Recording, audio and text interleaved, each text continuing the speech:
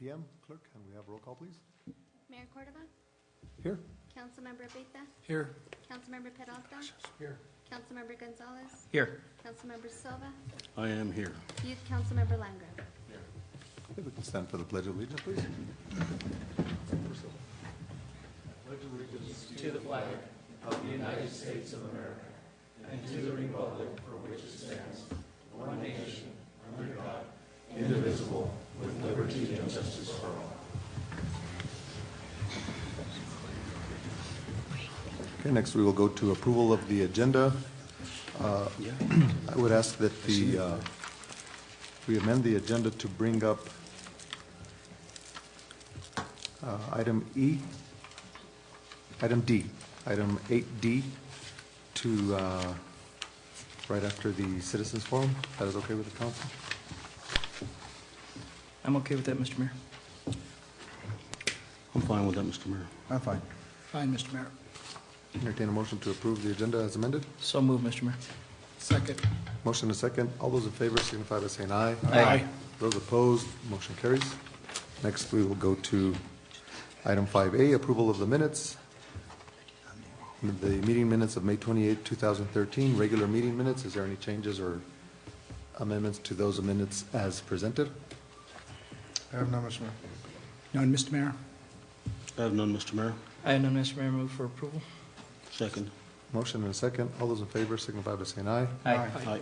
Those opposed, motion carries. Next, we will go to awards and recognitions. Missed one. I'm sorry. Yeah. No, I'm on the wrong one. Yeah, that is- Never mind. yeah, that is- Never mind. Sorry, Mr. Mayor, I'm on the wrong meeting.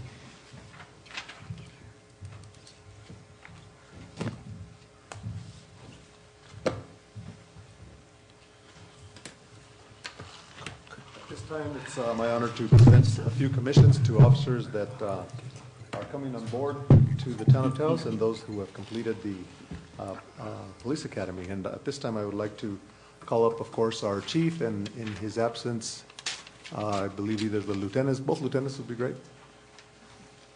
Lieutenant Majo and Lieutenant Hogriff to stand up with me in the absence of the chief. At this time, it's an honor to also bring up Mr. Jose Ted Garcia. Officer Garcia. Officer Garcia is a patrol officer with the town of Taos. Officer Garcia graduated from the New Mexico Department of Public Safety Academy on June 14th, 2013. He is now a certified police officer in the state of New Mexico. Congratulations. And it's my honor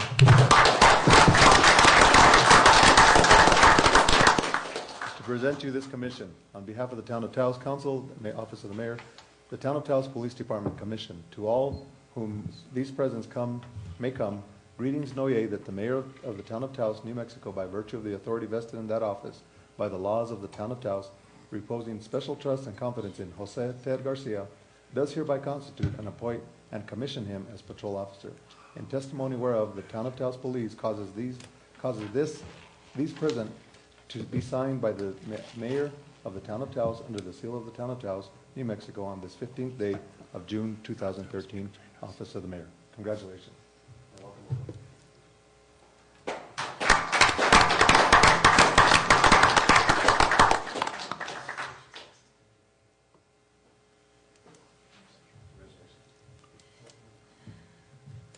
You can stay up here until we do the other officers as well.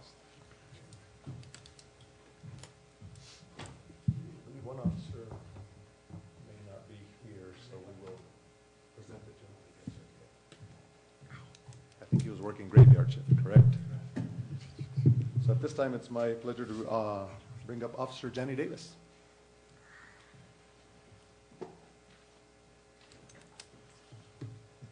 Officer Davis, welcome. Welcome to our meeting. It's my honor to welcome you. I know that you've been sworn in, but it's my honor to present to you once again, welcome you back to the Town of Taos Police Department. The Town of Taos Police Department Commission, to all whom these present may come, greetings know ye that the mayor of the Town of Taos, New Mexico, by virtue of the authority vested in that office by the laws of the Town of Taos, reposing special trust and confidence in Jenny Davis, does hereby constitute, appoint, and commission as patrol officer. In testimony whereof, the Town of Taos Police causes these present to be signed by the mayor of the town of Taos under the seal of the town of Taos, New Mexico, on this 21st day of March 2013. So this is when we brought you.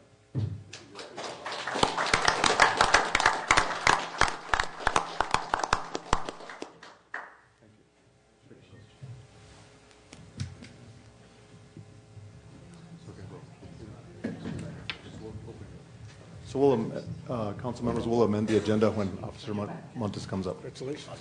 That's good.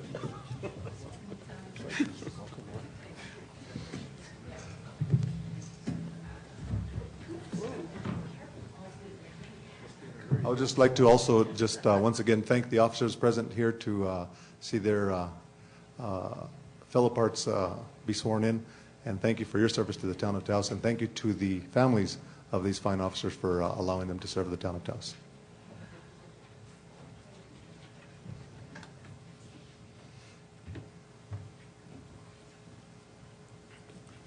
Okay, next we will go to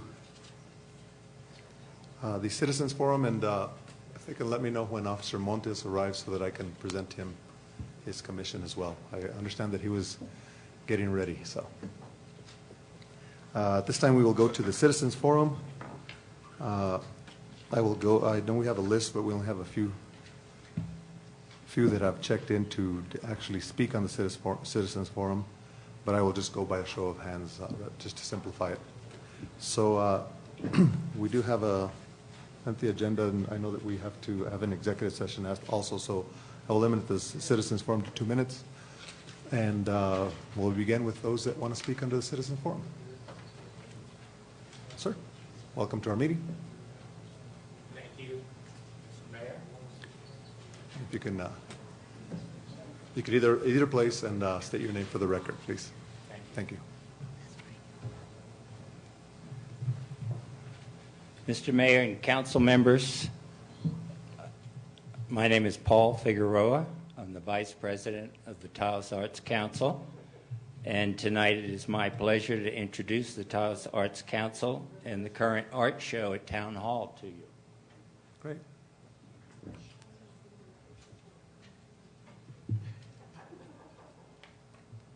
The Taos Arts Council is a new nonprofit. We have filed bylaws and incorporation articles with the state of New Mexico. And this year we are filing for our 501c3 status. The Taos Arts Council is a unifying voice for the arts, and we seek to help and support professional growth of arts organizations and artists, and also to be an advocate for the arts and art education, including public art programs. Since October of 2012, we have had the pleasure of coordinating art shows at Town Hall, reinforcing this civic building as a public venue to showcase Taos arts organizations and Taos artists. This summer, the Arts Council led a collaborative effort with the town, Griffin and Associates, and Web Design, and I wish to acknowledge and thank each of those partners for their help. This collaborative effort highlights the town's current marketing theme, Adventures de Taos, in a summer art show through the medium of photography. Adventures de Taos photography opened June 21st and is on view until October the 4th. It recognizes the professional quality of 20 Taos photographers, but it also celebrates their contribution of imagery this year and in the past for the promotion of Taos. So I encourage you to spend a little more time on your next visit to Town Hall to view these beautiful photos and to share your experience with family, friends, and colleagues. Also, virtual visits are available at taos.org website. Click on to Town Hall Art Show. And also at the Taos Arts Council's website, taosartscouncil.org, where you have a link to the wonderful reception on Friday. Thank you, Mayor. Thank you, Mr. Figueroa, I just want to make a comment and just commend you for the excellent work that you do at Town Hall. I see it almost every day that I go in there, and it's just such a breath of fresh air to see our Town Hall decorated and come to life with all the different shows that you bring to there. So I know it's a lot of work. I see the hands-on, the firsthand, the hands-on and hard work that you guys put to that. So I really appreciate the Arts Council for all the work that they do. Mr. Mayor, Councilmember Paul, Pedrosa. I'd also like to thank you very much. I had the opportunity to go through the shows, particularly the photography show that you have up right now, and they're excellent. And I would really recommend the people of this community to get out and see them because, you know, sometimes it's a little bit out of the way, but it's a terrific show. So thank you very much. It's the People's Hall that never looked more beautiful. Yep. Sure. Thank you. Thanks to you folks. Anyone else that would like to speak under the Citizens Forum? Welcome. Welcome to our meeting. Thank you. You have a very small agenda tonight, and cutting this forum to just 2 minutes from the usual 5, or what used to be the usual 5, is just another attempt to stifle my rights to free speech, and I resent it, and it's a shame. My protest signs continue to be stolen, along with the step stools. I lost one again today. The policy of the corrupt Taos police force is that my signs are fair game if I'm not actually holding on to them. This corrupt body in front of me has totally corrupted our courts and police department, making all of you nothing but thugs and criminals. You and your friends and family, despite your violent nature and total disregard for the rule of law, will not deter me from exposing your attempts to destroy our town. My father ran from Adolf Hitler. I will not run from you. Citizens of Taos are extremely concerned with the use of fireworks. We are afraid of fires and afraid for the welfare of our animals. In the past, this body has paid, at best, lip service in its alleged concern for the dangers of fireworks. Over the last several years, I believe that no one, or almost no one, other than Mayor Cordova, have received a ticket or a warning from the Taos Police for illegal fireworks use. I urge the town to direct the Taos Police to be very proactive in citing citizens for the illegal use of fireworks, and ask the media to alert citizens that the fireworks ban will be aggressively enforced with tickets, not just warnings, being issued, particularly trying to defend the welfare and safety of our children. The cancer of the command center continues to poison our community. Your bullying tactics have not worked on the county, and you're left to go it alone. My guess is that the $300,000 a year that the 911 emergency dispatch now costs will more than double to as much as $700,000 a year. Meanwhile, a perfectly fine 5,000 square foot building just 1/2 block from here will soon sit empty, its only purpose to anchor the E911 dispatch tower. Are there any questions? Okay.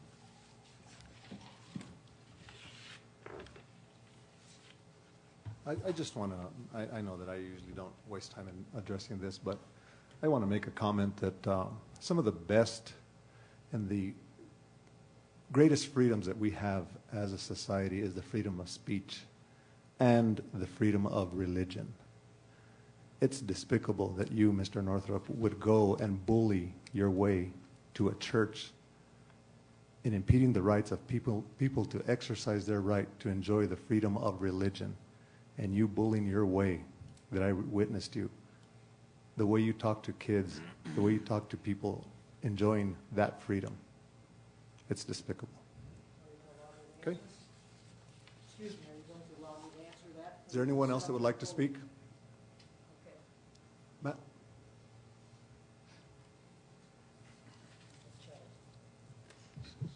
Thank you, Mayor. I would like to address the council under item 8.5, the Arts and Cultural District contract. I could either do that now under the citizens forum, or if you like, under that agenda item. I'll just leave that up to you. You're the chair, so it's not a public hearing, but I will allow you to address the council at that time. So, thank you. Is there anyone else that would like to speak? Speaking of the Arts and Cultural District, I'd like to welcome the board that is present here today. So, welcome. Is there anyone else that would like to speak under the Citizens Forum? Seeing none, I will close the Citizens Forum and go to the next item, which is matters from staff. Item 8A, financial update, presentation of monthly financial report for period ending May 31st, 2013. I'm sorry. You're correct, Abigail. We're going to item D, update regarding the central communications, update regarding the relocation of central communications to the new emergency central command center, communication center located at 1146 Gustorf Road. Good evening, Mr. Mayor and Council. I'd like to begin by introducing Mr. Eric Caddy. I think you all had the opportunity to meet him. He is our project manager for the relocation of our central communication operations to the new facility located on Gustorf Road. So in today's presentation, what we want to do today is give you an update from the progress we made from the last council meeting, an update on the tasks that we're currently working on, and also a schedule of what yet needs to be accomplished, as well as a preliminary budget on costs that we've been able to determine that the town will face regarding the move up to date. So with that, I'll go ahead and turn that over to Eric. Good evening, everyone. Thank you for taking your time. So at this point, what I'll do is kind of brief you on what we've accomplished to date, as Abigail said from the last meeting. There we go. Okay. So at the Regional Command Center, there were a couple activities that had to occur. One was the building out of some infrastructure within the building to allow for soundproofing, so the current dispatching efforts of the Kit Carson Electrical Consortium do not interfere with 911 call taking once it is relocated. That activity has been completed at this point. Circuit orders for, well, actually this is going to be an overview of all the tasks we need to complete. Circuit orders from CenturyLink will be another item we've got to face. Right now, we have all proposals in from CenturyLink on the necessary 911 circuits and admin lines. So we are ready to move forth with placing that order, which will put the necessary telephony infrastructure into the Regional Command Center to support the call taking. Same amount of circuits, same amount of admin lines that are currently running into the Taos PD.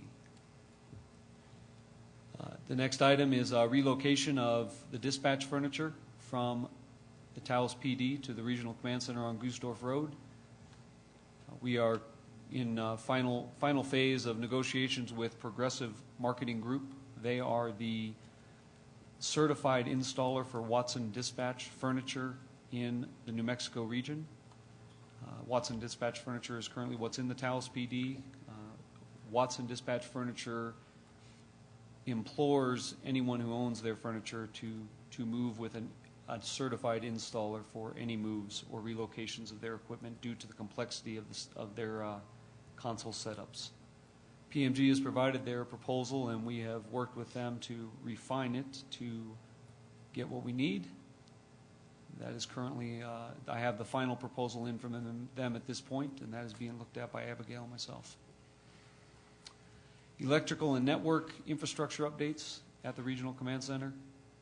Those are going to be undertaken by Advanced Communications. We have finalized their proposal as well and ready to move forth with ordering those activities to commence within the next week and a half.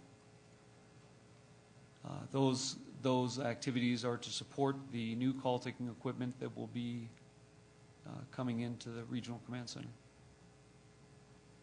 Order, please. If I may just add, item 8E is related to this item here. We should have moved that. Sorry, can you back up one? Okay. No worries. The next item that we're going to have to face is the order and installation of the new call-taking equipment for the center. So Motorola is currently provided that quote, and right now the only thing that is impeding kind of the finalization of that is the state price agreement with the DFA office in Santa Fe. Transition of the dispatch equipment from Taos PD to the Gusdorf facility. This would be the telex radio consoles that are currently there. That also will be managed by Advanced Communication. The next slide is going to give an update on those tasks and the current status of them. So for the RCC build-out, the remaining task to complete is the removal of existing furniture that is in there. We'll actually probably be using that existing furniture, bringing it up here to Taos PD to use and supplement while we relocate the Watson dispatch furniture down to RCC. As I mentioned before, circuit orders from CenturyLink. We have all the final proposals in. Once we place the order, those lines will come in 30 days from the date of the order placement.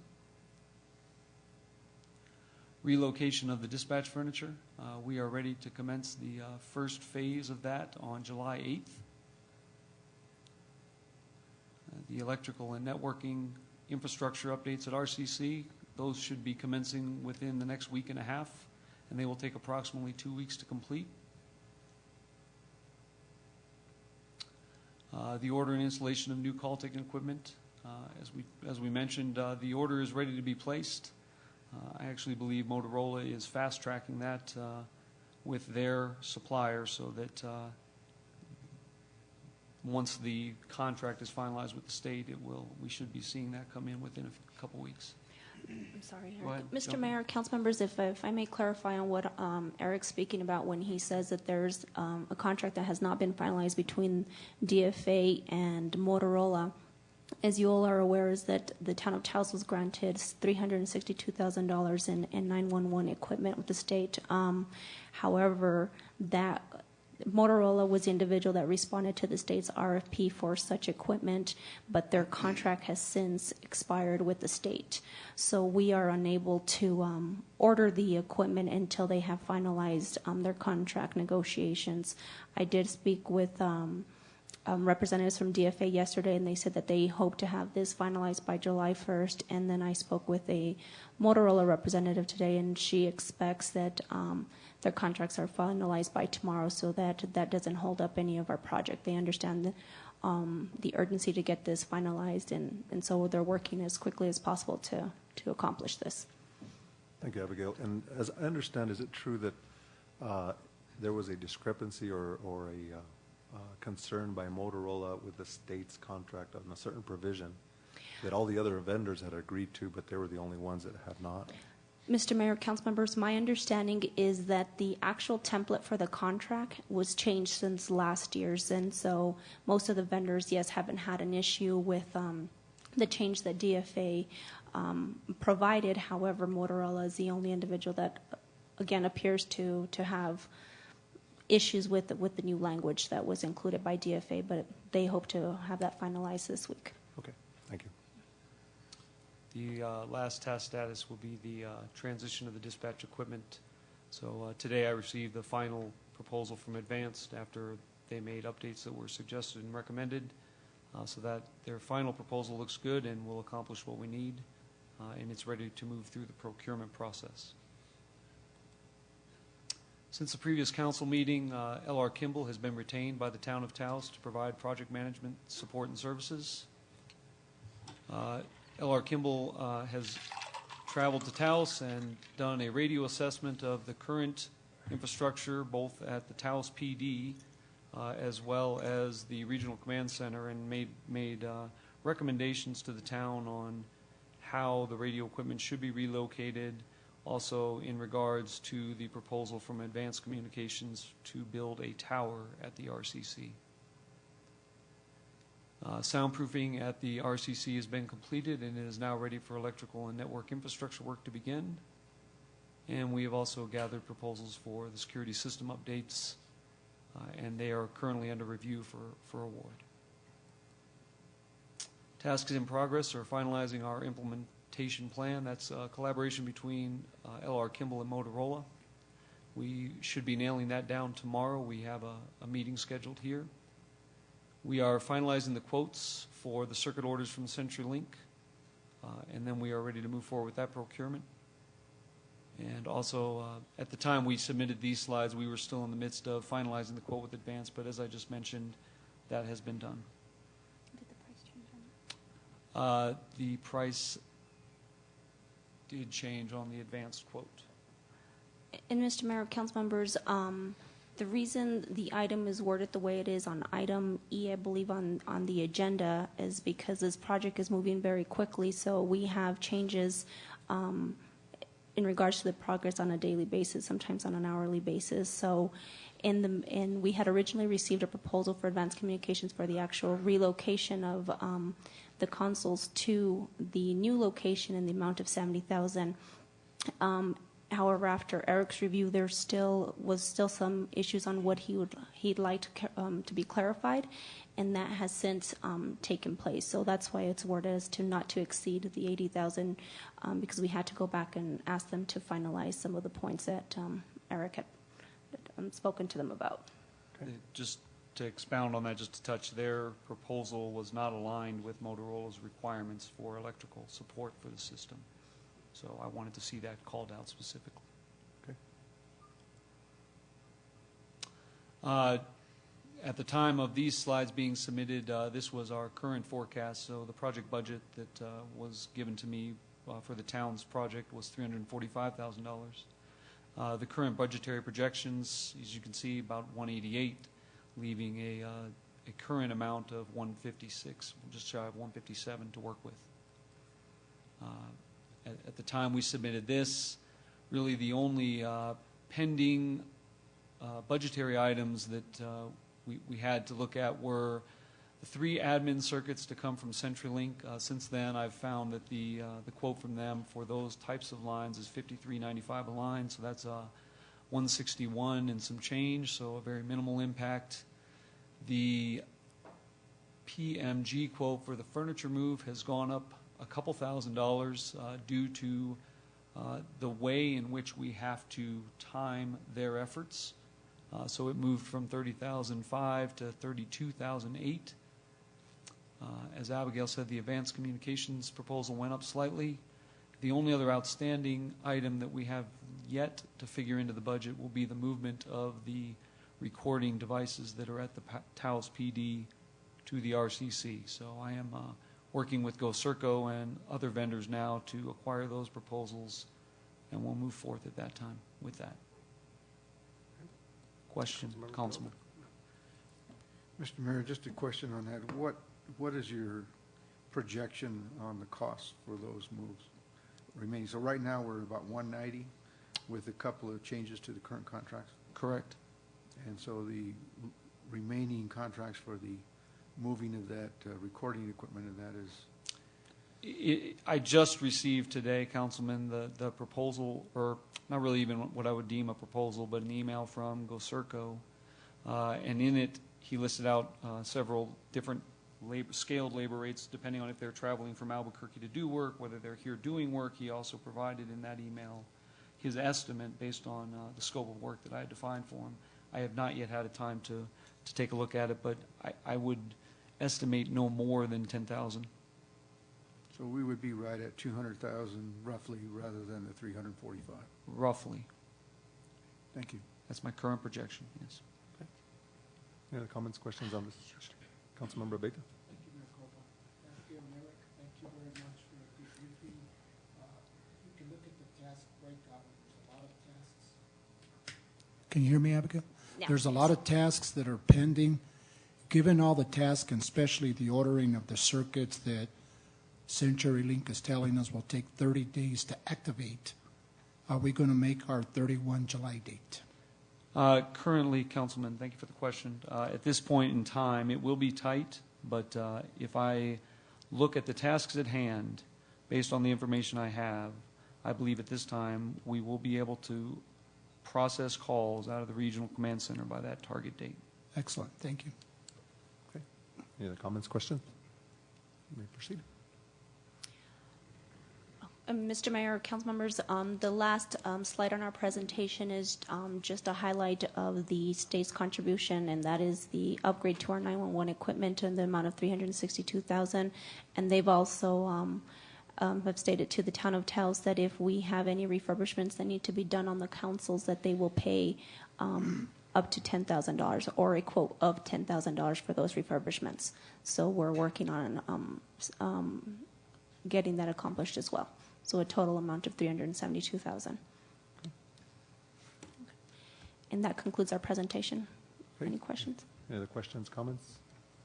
Abigail, I just want to thank you for your direction on this. I know that you've been tasked with managing this whole project and being the interim director.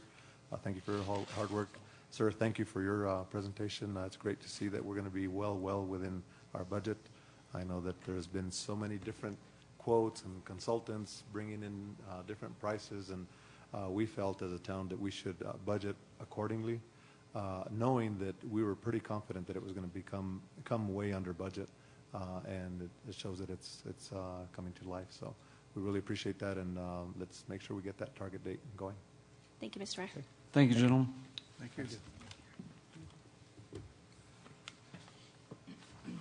All right, next we will go to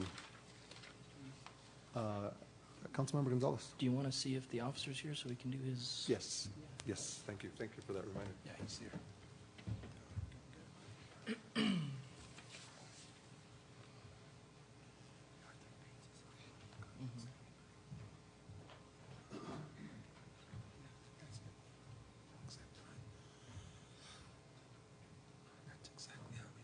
Thank you, ladies and gentlemen. As stated at the beginning of the meeting, I'd like to call the lieutenants and Officer Montes. Welcome to our meeting. I heard that you had a long night last night doing the graveyard shift, and we are happy to present you with your commission. Welcome. Welcome to our meeting. Welcome. The Town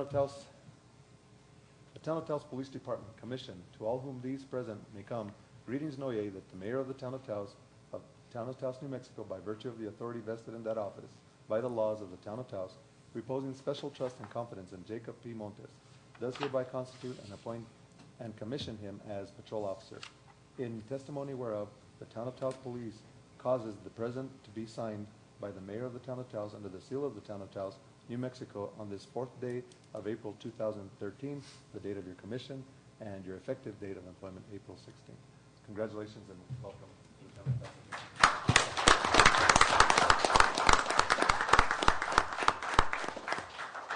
I just want to say also thank you to all the officers that are in attendance.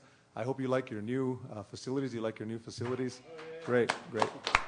We will be having I'd like to also thank the manager and the council for the putting together the budget that will allow this to happen and making sure that the police department gets the well-deserved space that they need. I did a walkthrough, and it's a great facility. I think it was a long time coming, and I'm glad that you all have the extra room that you needed. So we will be having the special ribbon cutting so that all of the community can see the new police department we have at Town Hall.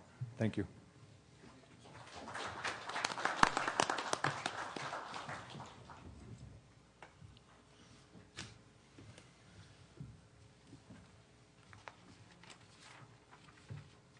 Okay, next we will go to item 8A, financial update. Presentation of the monthly financial report for the period ending May 31st. As you know, ladies and gentlemen, we have requested this council has requested our finance director to give monthly financial updates given the fluctuation of the GRT that we've had, so that we can project and adjust our budget accordingly. So that's why we have that every month on our agenda. Marietta, welcome. Good evening, Mr. Mayor, council members, town manager, and youth council member.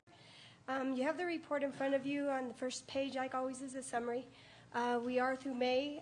This report's through May. Obviously, we're already in June 25th, so we have a little bit more information for you.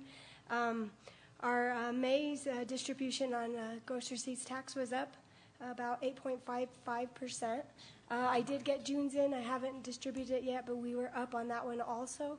So, we started in October with a really bad, we did some projections based on being conservative and looking at the trend of what was going on. We've made up about 3.5% of that shortage that we decided, that we figured out that we were going to be short. So the thing with the gross receipts tax, it just fluctuates, but it's on a trend going up slowly, which is, I think Councilmember Peralta said it's going to get better, and everybody else says it's going to get better. It's looking good. And so we're going to end up the year pretty much what we projected on the budget. Some of the departments we have already through June, and they anticipated spending what they thought they were going to spend. Some did not meet that, and you'll see that in next month's report, the actual figures that they projected and what they actually did spend. So this report still shows what they projected, but until the final figures are in, we'll have that on July 31st, and you'll see the end of everything. So it's a good on the revenue side. Expenditures are running good. We did include in the projection the one-time lump sum benefit that we did give to the employees as on behalf of the mayor and council. Everyone wants to thank you. That was a gesture of something that we could do for all our employees of the town. We gave that out last week, and so that was in these projections here. Our capital projects continue to go at a slow pace. Hopefully now with the summer season coming up, we'll get some of our construction projects going. The roofing up at TCA and the new CDBG project, we're going to probably move that pretty quick. So we'll have some of these bigger projects going on into the new fiscal year. Debt service, all things is covered. That's one of our priorities. We take care of that first, and most of those were paid off in May with the Finance Authority. A big one now in June for Town Hall, which we're utilizing with the PD moving in. It makes the debt service payment feel like a little bit better using all that space and paying for it. So, not that it wasn't bad before, but there was a lot of room in there. There still is. Don't touch mine. Other than that, the revenues on the second page, you can see year to date we're at $9.3 million on revenues, pretty much 75% on most of our transfers, and our expenditures that are $8.4 million. So next month will be a test of our first, having the departments take more charge of their budgets and looking at what they projected instead of what I've projected for them, and see how they came out. And I think going into the new fiscal year, they'll get a better feel of what they need to be keeping out, projecting, really trying to see. We did do good in closing, giving them deadlines this year, and them not spending a lot in June. We'll still have a lot in June, but I think compared to last year to this year, we've curtailed that and tried to make them get most of their stuff done before. So other than that, I'll stand for any questions. Councilmember Peralta. Mr. Mayor, if I could, thank you, Marietta. Appreciate the information, and it's great that we're starting to trend up. But just for the audience out there, the May report on GRT is really what month? Marches. So if you look at, I think February, we had a little bit up, and we're up and again in March, and so that's showing a trend that even in the off months, we're starting to show some improvement. Right. Thank you. Okay. Mr. Mayor. Councilmember Silva, and then go to Gonzalez. Thank you, Mr. Mayor. I just want to say thank you again, Marietta. You're always full of, or just very explicit and detailed, and I appreciate that. Thank you very much. Thank you. Councilmember Gonzalez. I too want to thank you. It's always refreshing to hear that we're on the upward tick instead of going the opposite. Do you know where we're kind of situated, where we're seated for June? I know you said that you had some prelims, but June we are up 3.32%. And that's not finals, though, right? No, that is final, because I usually send you all the report. I've just been a little behind on catching up on stuff, but that report will go out tomorrow. But it's 3.3%, about $23,000 more than last year at this time, which is April's activity for June. Good. So it's like a rolling, that 2-month lag, but it still shows the trend, either if it's reported or the activity. And it's accommodations and retail trade that were actually up. We had that discussion at the Lodgers Tax Board meeting this morning, too. So, those are the two main generator distributions. So, what about construction services, I guess, with regards to that timeline? That one was actually down. That was actually down about 10,000. So, that's quite a bit down from past year. So, hopefully the building something. I think we'll start to see it uptick once we get to the warmer months, but showing on a history from last year to this year still. Right. But I'm happy to see that GRT's up. Me too. Okay. Good deal. Thank you. Councilmember Abeyta. Thank you, Mayor Cordova. Marietta, it's great to see that May is 8.55% and June is 3+%. Ladies and gentlemen, what we're seeing here is a trend in the positive way. We can honestly say that the town of Taos from 2006 to 2012 during this harsh economic downturn, the town of Taos has continued to operate in the black. And now revenues are up, things are improving, we're headed the right way, and not too many cities in the state of New Mexico or towns can say they stayed in the black. So excellent job to the manager, excellent job to our finance director, our assistant manager, and everybody involved. And special thanks to the mayor. The mayor attended the CDBG grant hearing, and we pulled down $500,000 grant to pave gutter sidewalk Este Road West going from Guadalajara South to Salazar Road. So that's excellent. Unfortunately, the county commission asked for $500,000 to rejuvenate the old courthouse, but the old courthouse does not meet the criteria, so they came away with $0. Mr. Northrup, I have the floor. Mr. Northrup, I will not tolerate one more outburst. And anyway, it's a great success because the town continues to move forward in a proactive, positive manner, and the budget is looking good. And I'm hopeful that in a year or two, we're going to be able to give all our town employees the pay raise that they truly deserve. Thank you, Mr. Mayor. Thank you. Thank you. I just want to thank you, Marietta. Thank you, Oscar. I know it's been a challenging time to manage these budgets while we're trying to do all the departments. And special thank you to all those involved on a day-to-day basis managing the budget. I know that management, to you, Marietta, especially to all the department heads of the town of Taos that have to manage and follow direction. You know, when they have to cut accordingly and you know, modify their budgets so that we can continue operating in the black, so that we can continue operating in infrastructure projects. You know, we position ourselves very well in, as Councilmember Abeyta mentioned, to get these funds. And the reason why is kudos to the staff, your staff, for a well put together grant. Miranda, and also French's department for continuing to put these grants together. But it also, we have to show the state that we are helping ourselves. That's the way, the sentiment of the CDBG Council. What are you doing to help yourselves? Don't just come to the state for a handout. Show us that you're going to partner up with us to make a viable project. And we've managed to bring home $500,000 every year, and that's really what I wanted to see as mayor. And kudos to the staff. I'm only as good as I can present as far as what kind of application is there. So, you know, as long as you have a good application, you know, I can do that at that level. So, thank you very much. If I may, Mr. Mayor, this presentation you've heard from our finance director is actually it's a new task among the many I've sumped on to Marietta all this time, and so now she comes to us every month and provides our projections. It does a lot of this work, and this is just one of the many other things that changes I've made there. And Marietta has been very patient with me and you know, has followed all along. And I just want to say publicly, thank you very much for your patience, and thank you beforehand for all the other stuff I know you're gonna complete later in the year. We're all going to get better. We're all going to get better and better and better. Thank you. And on that note, Oscar, I know I mentioned about the council. You know, you clearly, you know, the council wanted to be informed on this, and you still clearly established a mechanism based on your experience, and together you guys made a good plan to keep the council informed and improve the presentations, you know, on how we're doing our budgeting process. So, thank you. Thank you. And thank you, Meredith. Yes, it's a big change, and it's good for all of us to accept change and do things different, to look at it a different eye, because it does help and it makes sense now after, you know, doing it and continue doing it. It makes sense. And to go into more depth, maybe like on the special funds and the enterprise funds, we really concentrated a lot this year on the general fund, which is the biggest one that we do need to, but, you know, some more tweaks to the report on those other ones. So that's the next year too, and other things. Sure. But thank you very much, and continue working hard. Good job. Thank you. So, thank you. Thank you. Thank you.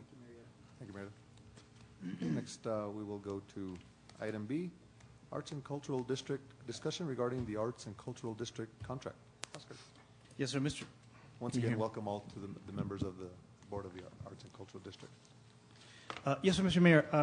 I wanted to bring this item to you just to share with you where we are from my standpoint, so that you can hear my thinking on this, and given that the options that I see in front of us, so that I might hear your reaction, hear your comments, and with that, be able to chart the best course for us going forward. With the end of this year, we will be reaching a milestone in what we've been trying to do with the Arts and Cultural District. This has been a multi-year effort. Up until now, the way we've approached it is that the town hired a contractor, if you will, to deliver, to help develop and then establish, so that the town could partner with a viable, a strong, independent arts and cultural district. And so the plan was that by the end of this year, we would then have that arts and cultural district, so that we could then directly contract with them for the work that we needed to do in the arts and cultural district. And to be sure, there's a lot of work that needs to be done there. The town very much needs a strong, viable arts and cultural district, a partnership, if you will, with the private sector that's there. And so now we've reached that, and as you know, and I reported to you over the course of the process for developing the budget, that we were not budgeting, or at least I wasn't proposing that we budget any more resources towards hiring a contractor, but that the resources then be appropriated for us to do a contract directly with the Arts and Cultural District. And so now there we are as we go forward. And so as I see it, the options that we have at this point are to, go forward and contract with them, and then we would establish some performance expectations, and that those would be spelled out very clearly in a contract with them. And alternatively, another option would be that we would go out on a request for proposals and sort of open the process up again. Our attorney advises adamantly that is the course that the state law points to.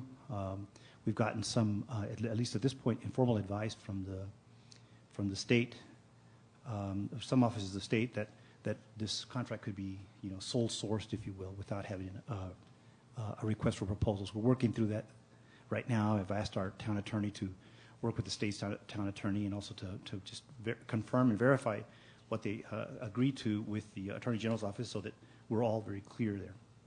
So now, as to one option, as to that one course of us contracting directly with the Arts and Cultural District, I just do want to share with you that we still have a ways to go in terms of institutional development, in my opinion, with that district.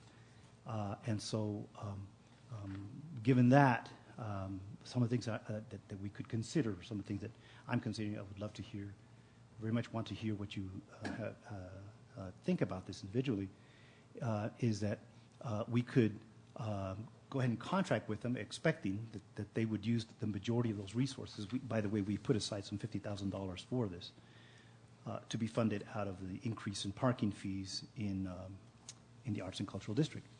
And so we could then put those resources to the Arts and Cultural District, but we should expect, and all indications at this point are that all those resources that would be used to hire, for them to hire an executive director who would then be the primary person who would be producing what we would be expecting from the Arts and Cultural District. At this point, I have not received any or any indication that there's private money flowing into that partnership. At this point, it's primarily just a town partnership, not a town and private partnership.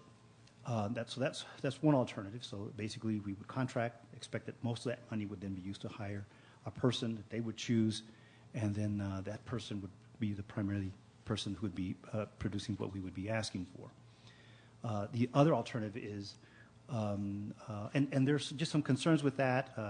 The full tax status that we expected from the ACD is still not there.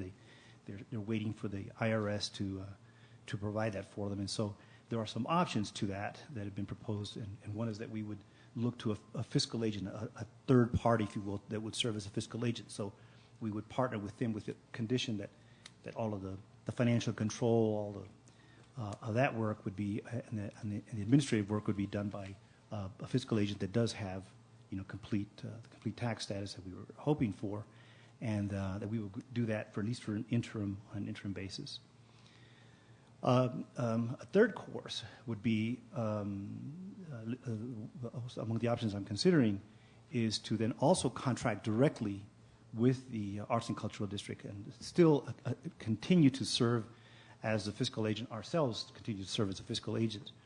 But in that role, participate more fully or to a much greater extent in the naming of that staff person that the Arts and Cultural District would be relying on to produce some of this work. I mean, that is the kind of responsibility the fiscal agent would take up on.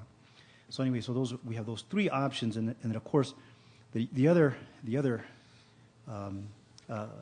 complete different other course that we could take here is to go out on an RFP, and based on the proposals we get, select somebody from there. My concern with that, and there's pretty much everywhere each course we choose here has some risk, and my concern with going out on an RFP like that is that if we were to do it at this point, the Arts and Cultural District, the ACD, as an organization, would be going into that competition with a big disadvantage in that they would be proposing but not with the full tax status, and so they might not do as well there. And should they not be, the town should not select them for some reason, then we've been informed by the state of New Mexico anyway that their Arts and Cultural District status would be rescinded or would not be transferred to that other group that we would select. And with that, we would lose the state's support for a lot of the funding that they provide to us, have provided to us thus far for studies and technical assistance, if you will, to the organization. So anyway, those are the different options I'm considering.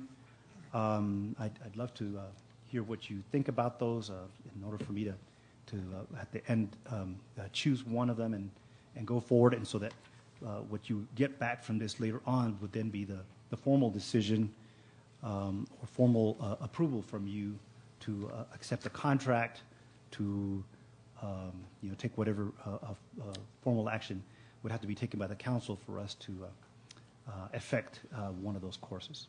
So any advice you can provide at this time or later on, we do have just at least a couple of weeks. By the way, the general plan here is to allow for the implementation of the parking, the new parking program that will generate revenue, and so we do hope that would then be put in place and enough cash would be flowing in that then we could use that cash to be doing the things that I'm talking about at this point. So there is some time as far as that goes. So. Thank you, Oscar. At this time, I'd like for the chairman of the Arts and Cultural District to make a presentation. Okay. Any of the board members like to come up as well? Mr. Mayor, Rena, welcome to our meeting. Mr. Mayor, I have one real quick question Sure. for Oscar. The public partnership, which obviously is us, but the private partnership, I mean, the establishment of that, who is involved in that beyond the board members? I mean, and I know it calls for resources and availability through the ACD, and it's a mesh of public and private. And so I guess directional, being that the ACD has been established, and Matt, maybe you can brief me a little bit on it, as to how we've meshed those partnerships together, both privately and obviously with what we've done. And I know going through the budget process, we've talked considerably about the revamp of our parking meters and making that accessible to the Arts and Cultural District also. Mm-hmm. But I'm interested to see where the private tie-in comes in with all of this as well. Well, I think before we, if you want to answer that question, then we'll let you have your presentation, sure. And then we'll go from there. Well, at this point, the private contribution is time, and considerable time, I mean, to be sure. But in terms of financial resources, things like that, I haven't seen very much of that. It certainly would be sort of in small in-kind sorts of things. One of the requirements, one of the things we were looking for in this year, or this year's, this year's effort to try and create a strong arts and cultural district was a plan by which there would be, other funding or a match or that private participation. And at this point, there's no plan for that. There's no, not that it can't happen in the future, but at this point, there's nothing in the works that I'm aware of. Anyway, I'd love to hear if that is, in fact, something different that's out there. But I myself am not aware of plans for cash for a private sector contribution to this partnership. Okay. Thank you, Mr. Mayor. Welcome to our meeting. Thank you, and members of the council, Mr. Manager. I am the chair of the ACD. I'm here with other board members. Ms. Rena Rosequist is the vice chair. We have Alona Spruce is a board member. Judith Rain is also a board member. And hiding in the far back is Rose Vargas, also a board member. We have a few other board members who couldn't be here tonight, and about at least a dozen advisors.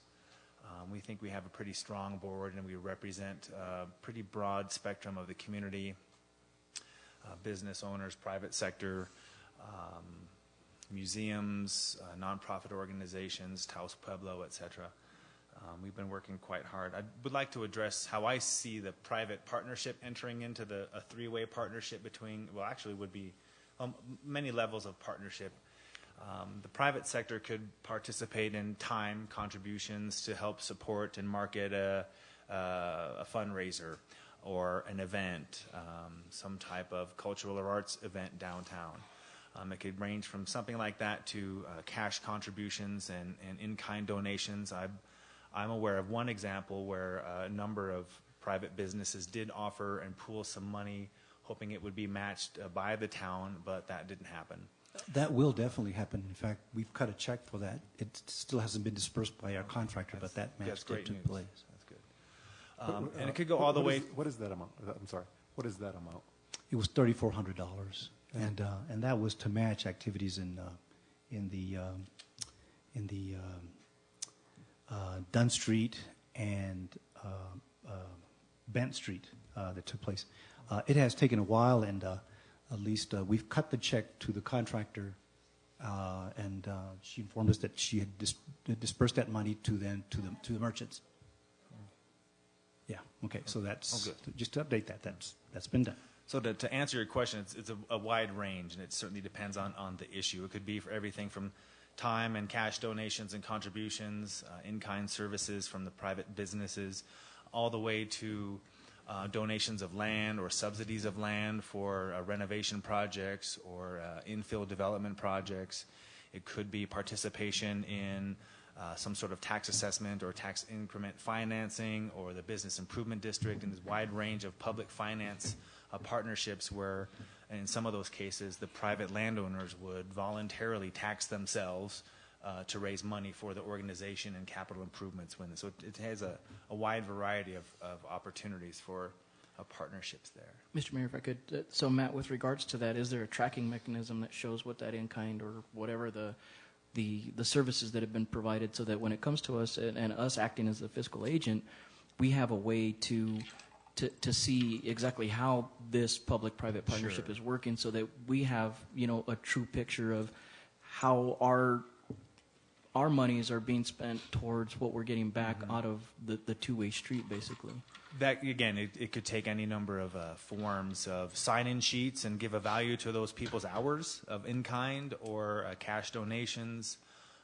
Those kinds of things can certainly be put in place to track and monitor the ability. If I think what I hear you're asking ultimately is how can the ACD leverage private sector money, and how do you measure that? Well, and I guess for me, it's measuring it not just for us, but for you guys too, to hit beyond achievable goals. To say, look, we got X amount of in-kind hours last year. Let's see if we can bump that number up this year.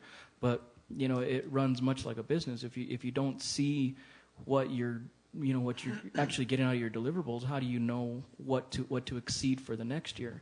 Right. And where I sit with the ACD is wanting to see it grow, and the ultimate is for the full revitalization of the downtown area. So I think it helps both council and the public to be able to see, look, there's a good amount of private input in this. How can we make it greater? How can we pitch to the council and mayor, manager, everybody else to allocate more funds to this, because we are seeing it. At this point, we're kind of running blind from what I can see and saying, well, you know, a lot can be said as to what's being done on the private sector, but without an actual accountancy of what's actually taken place, it's kind of hard to measure for us. So, I mean, just as one counselor, that's something I would definitely like to see moving forward, is what are we getting out of the private sector as well, because it is, you know, listed in their language, a two-way street. It's a partnership that, you know, requires both. And no doubt the huge majority of the money that the ACD has been able to bring to the town is from the state as a result of the ACD designation with the planning funding and so forth. Okay. Before, I would like to welcome Assistant County Manager Rick Bellis to our audience. Welcome, Rick. Okay. Please proceed. Thank you. I just wanted to bring to your attention and a few talking points, Mr. Mayor and council members. You know, we've always heard in the last number of years that the mayor and council and the town is very much in support of the ACD. We certainly have seen a lot of evidence of that in providing funding for the ACD in the director's contract, approving plans, ordinances, resolutions based on recommendations from the ACD, receiving grant monies, my own personal time as a staff member in donating time for writing grant proposals and managing grants and so forth, assisting through different departments with events and promotions and those kinds of things. Otherwise being very supportive of the partnership between the town, the state, and the Arts and Cultural District. And there's a lot of good reasons for the town to do that. It's been explicit in the town's adoption of the Community and Economic Development Plan and other arts and, the cultural plan. So there's been explicit, you know, support of the ACD through adoption of the plans and so forth. I think the ACD has been promoted and described as very exemplary. The Taos ACD across the state, the director's been asked to travel across the state and provide guidance and assistance to other ACDs who are much further behind than Taos is.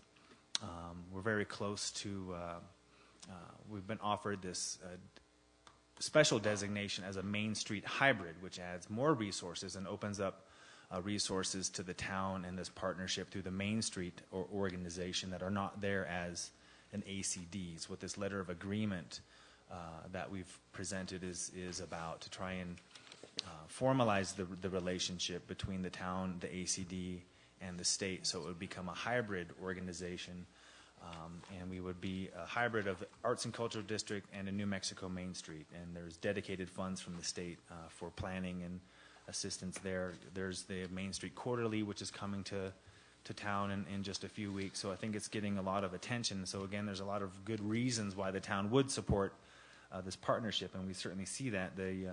The options that the manager was outlining are frankly of concern to us, because we always thought this was clearly an issue where we would continue the partnership, be able to contract with the ACD.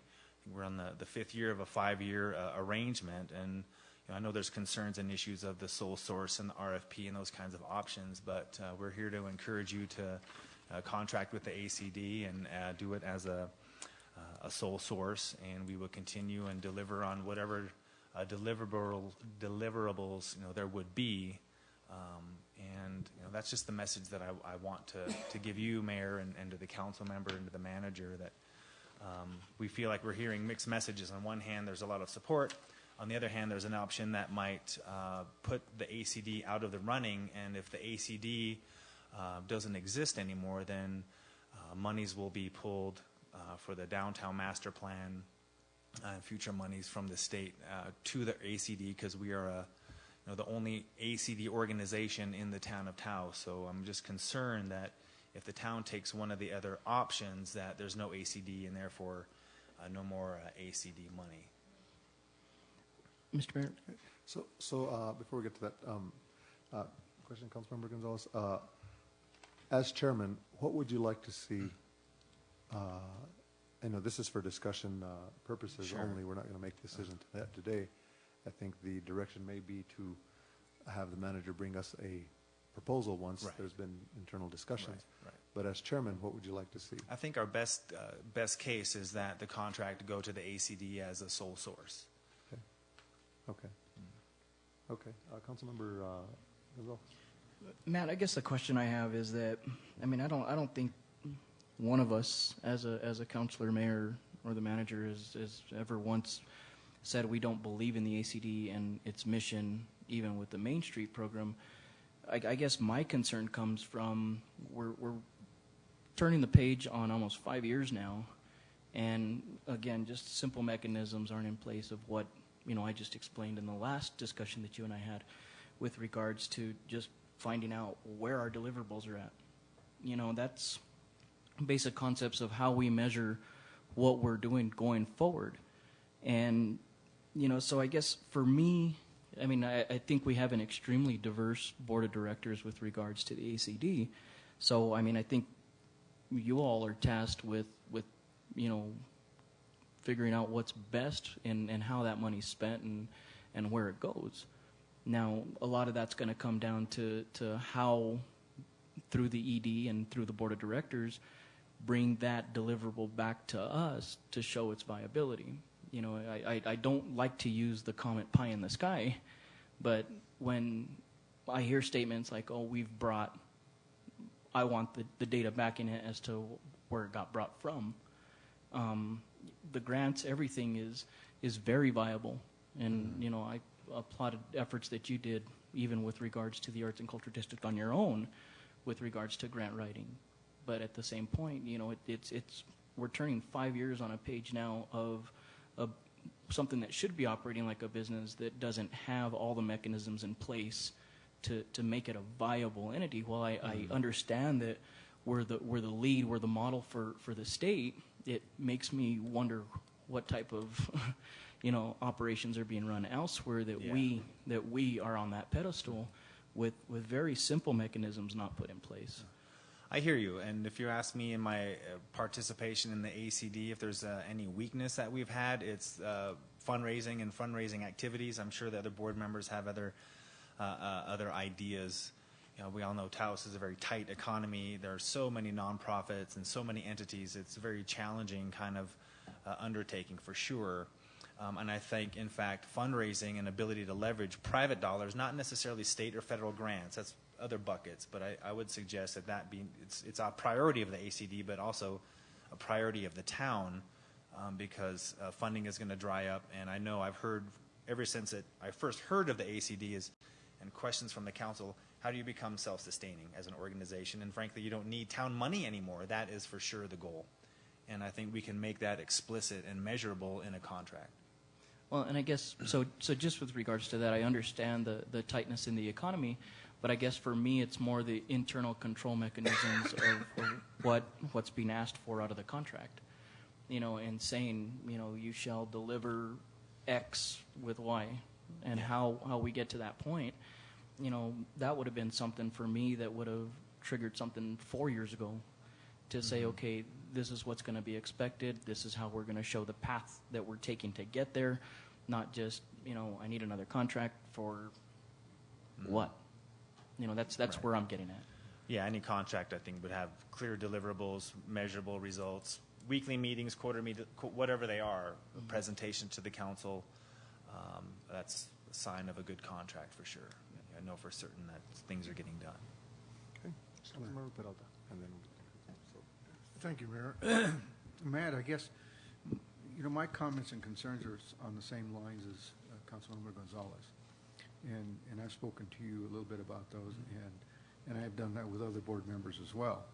But there's a number of tasks and there's a number of different grants that have been received, but I don't seem to see that in the end there's been a product that is not idealistic or isn't something that's of a general statement nature. And what we need to do is get down to more practical application of what the district is going to do going forward. And that to me is what we really look for in a deliverable, is saying, here's what the district needs, and here are the priorities to get those accomplished, and the timetable to do those things, and the financial requirements to get them done. And this goes two ways. It not only goes into capital improvements, which are a number one priority, but it's also operational. What sort of activities, what sort of things are going to be taking place over the next few years that are going to improve the viability of the district as an economic driver or as a social driver, and improving the capital of that in order to make that happen. So it's kind of a hand in glove, but as part of completing the master plan and all that stuff, which now that the 5 years are up, all of those things have to be done within this last year. So it's a big, as I look at it, it's a large agenda that needs to be accomplished to finish off what we need to do to say, now here is the game plan for the next 5 years. And that's kind of where I'm coming from, looking at and saying, what are those things? How can we get those done? And they have to be very, very specific, and they can't be very philosophical in a sense. I think we're done with that part of it. We need now to get down to the practical application of what we all think should be happening, and get all of that formalized in a master plan that has both things. It has the policy, and then it also has then the direction for accomplishment. You're talking to the former Town of Taos long-range planner. Believe me, I completely understand and agree with what you're saying. Okay. Councilmember Silva. Thank you, Mr. Mayor. Let me first start out by saying that I do appreciate the ACD and the work that you all have done. Just like any, I've heard it said that it's kind of like running a business, and that is absolutely correct. And in any business, when you start out, a lot of it is learning as you go. I mean, if it were that easy, we would have done it a lot sooner than we have to get to this point. With that being said, we've had growing pains with ACD, and we realize and understand we need a strategic plan, a way to monitor our progress moving forward, and to become self-sustaining. I do support contracting with the ACD as a sole source. I think, why waste all the effort that we've put up to this point? I am opposed to an RFP. And so I just want to make that statement that it's learning as we go, and let's not waste what we've built on up to this point. And that's what I have to say. Okay. Thank you. Matt, what I'd like to say on behalf of myself as mayor, this was one of the flagships, if you will, that I was proud of when I went to the state. When it was brought to my attention, I think by yourself and then Planning Director Matt Spriggs, when the opportunity posed to become a arts and cultural district. When I heard that other areas that are just no comparison to what Taos is as far as an art colony and art community, I immediately questioned, why are they an arts and cultural district, and why is the town of Taos not? Why is Taos not? So I immediately, pursued it and asked staff to pursue it, and had council support to fund it, and now we're going on year 5. So, and I think 2 words summarize the concerns that the council has, and I fully agree with Councilmember Gonzalez and Councilmember Peralta about. And I think those 2 words are goals and objectives. I think we need to set some clear goals and objectives. Where do we want to be? But more importantly, on those goals and objectives, I think the council, what I'm hearing loud and clear is, and from the manager, is we want to see quantifiable and measurable results. We want to see, where are we at, and how do we quantify those results, and how do we prove that the town's investment is really doing what we want it to do. That's what we want to see. I think that's where, perhaps there has been some concern that we hear a lot of this stuff, but, we're on year 5 now. And are we any better than what we were on year 1 and 2, for instance, and 1, 2, and 3? We did, the one thing that I've seen is that we do have we did receive the planning grant which is great. You know, there was a lot of work that was done on behalf of the Arts and Cultural District to get that planning grant. But outside of that, what have we really done? You know, there's some serious concerns at the plaza and the historic district that we would like to see, the parking plan, and what is that parking plan, because there's so much division on what a true parking plan should be. And we would like to see the Arts and Cultural District, because you have the board that clearly has the expertise and the knowledge, because of the nature of their businesses, know what's in the best interest of the Arts and Cultural District, that area. You know, I'm meeting with the plaza merchants to determine what is the best economic development initiatives that we can do and policies that we can do. I'm meeting with them next week. This is something that the Arts and Cultural District can do. But it appears that sometimes there's just so much divisiveness on any issue, which we live in Taos. So that's the nature of Taos. But, you know, are we better off year 2, year 3 than we are now going into year 5?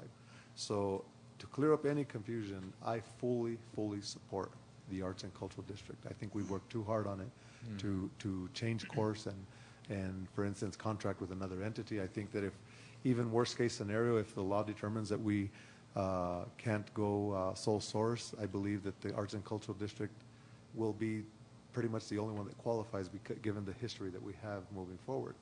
But, you know, and I think that, you know, we'll do everything that we can to see that we continue with that, because if it's true what they're saying, that if we contract with another entity that we would lose that designation, well, I don't support that.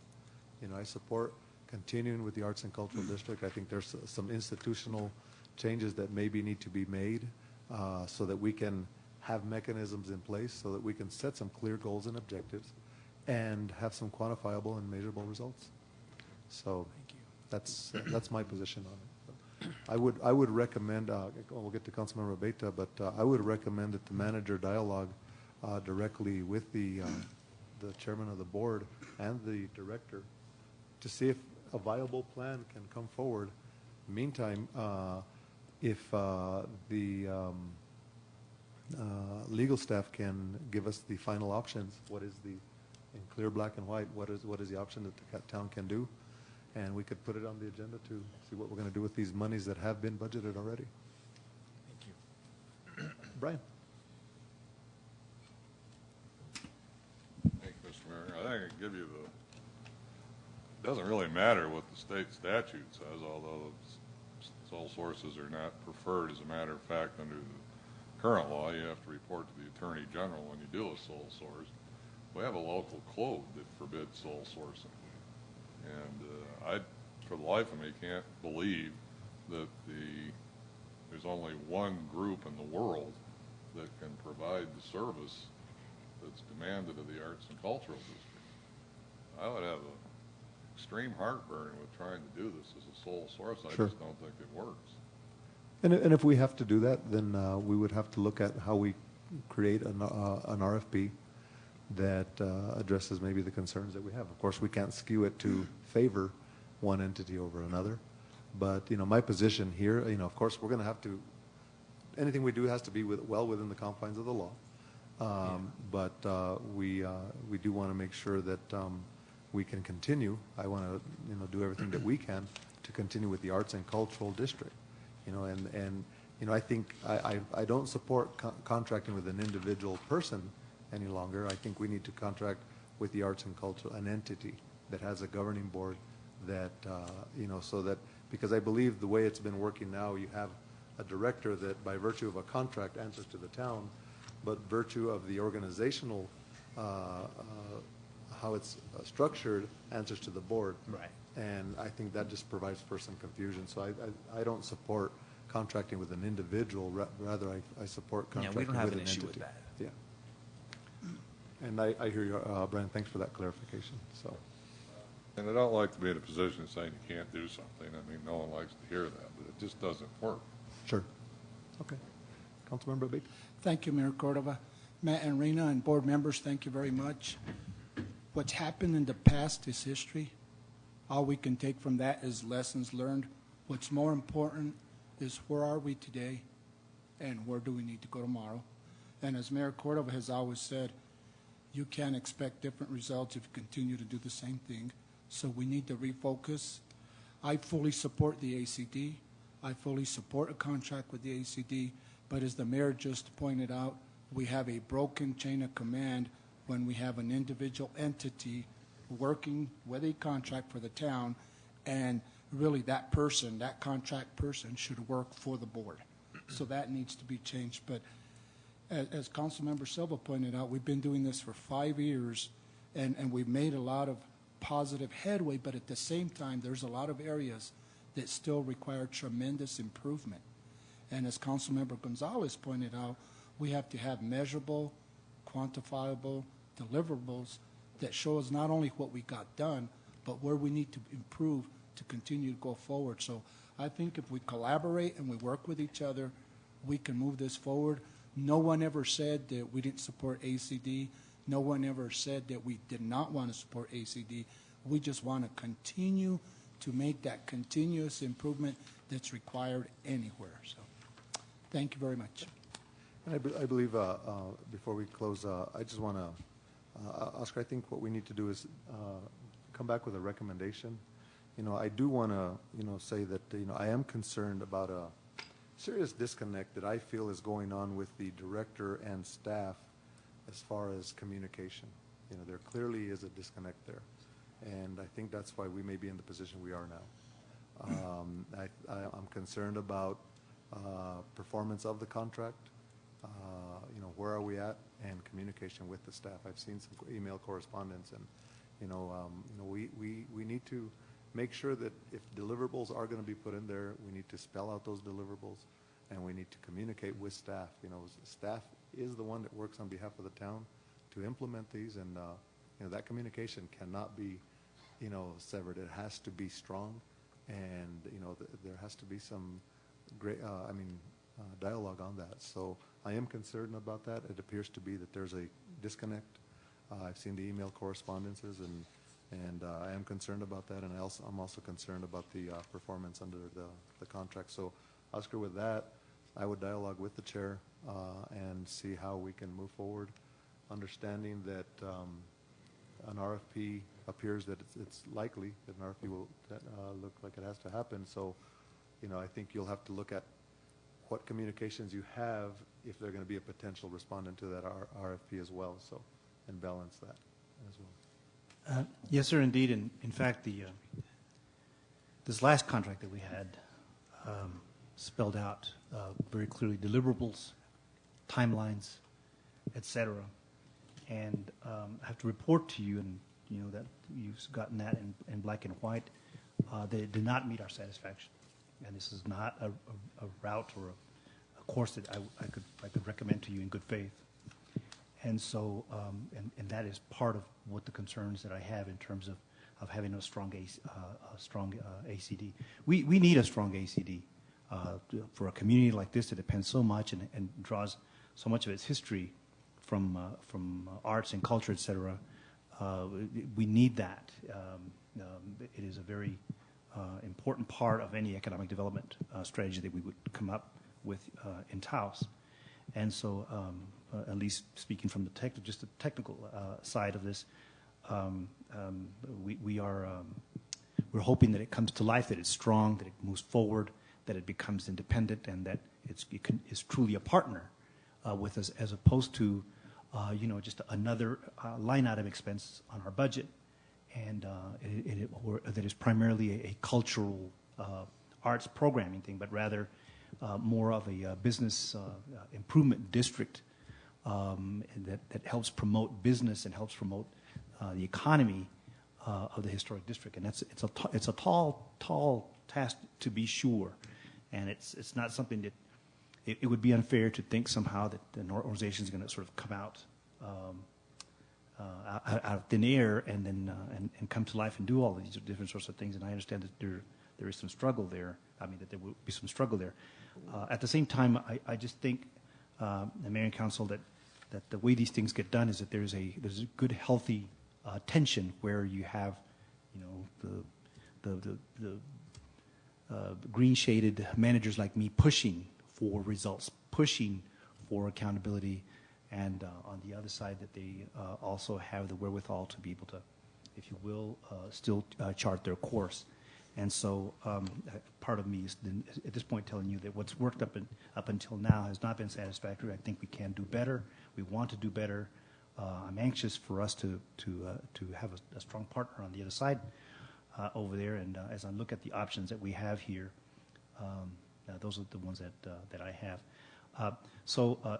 To be sure, we've got to be square with the law here. The last thing we need is to take a misstep somehow and rely so much on an assumption that we would make in terms of sole sourcing for it to then to be torn back down, or that it would be challenged, or that we would spend a lot of time defending that somehow and be distracted with that. On the other hand, I guess what I'm telling you, and I would tell the district, I need a stronger district. I need a more capable district that truly does produce what's deliverable, and it does not need our help. Does not need us to provide that much more input, but rather that you are actually providing that sort of input. And by the way, just to be clear here too, the kinds of things that I would be expecting of the district, for example, is that there would be a lot more programming on the plaza. Has been a lot of conversation about craft fairs and things like that, and I just always viewed that the Arts and Cultural District was going to be a big part of the solution there. That they would get priority over what happens in the plaza, and that the reason there are or aren't craft fairs or other things on the plaza is because they are providing programming on the plaza, and by that means drawing tourism and truly making the Plaza and Historic District that centerpiece of our marketing effort, which is what it is today. And so, but it has to; those things have to happen. They have to be developed. We need a business plan. We need a business plan and a strategic plan that shows clearly at what point you're going to be going on your own. That has to be very clear. There are other opportunities. I am familiar with business improvement districts. I am familiar. I've worked in other communities where an organization like this plays a much more central role, et cetera. And there are opportunities for generation of revenue, et cetera. The parking piece is just one I thought about. I understand completely when I brought the idea to the Arts and Cultural District that you weren't ready for that. I understand that. I agree with you. And at this point, the town is going to take that on, et cetera. But maybe at some point down the road, there should be a plan. There should be the orientation that the district is going to look at all of these different sorts of things in order to make itself self-sustaining, and by that means not become just another line item in our general fund. And anyway, that's my general thinking, Mr. Mayor. This contract, well, as you know, I am just quite a stickler for contracts, for people completing their contracts, for people being accountable for their things. In this case, I did not pull the trigger earlier. I have to just tell you that at this point, because we were hoping for the best, trying to give the best possible options or best possible chance for this thing to succeed. It did not cross the finish line for us, and I just do have to report that and be as transparent to you as possible. And certainly in any negotiations that we go forward, that must be addressed. I insist, just be insisted that be addressed, and we not be in that situation, or even the possibility of being in that situation again. Okay. So I recommend that you bring another plan recommendation, and that may very well be an RFP, so that we can review the RFP.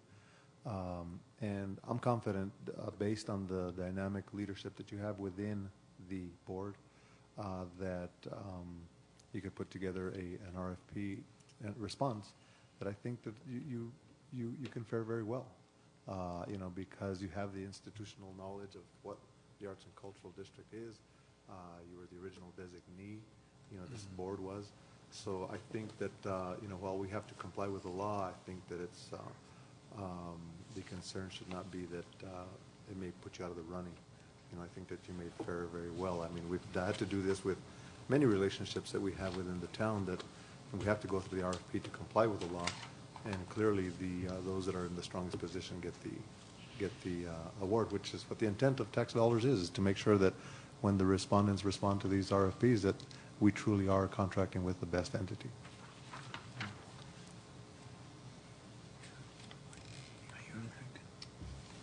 Rita?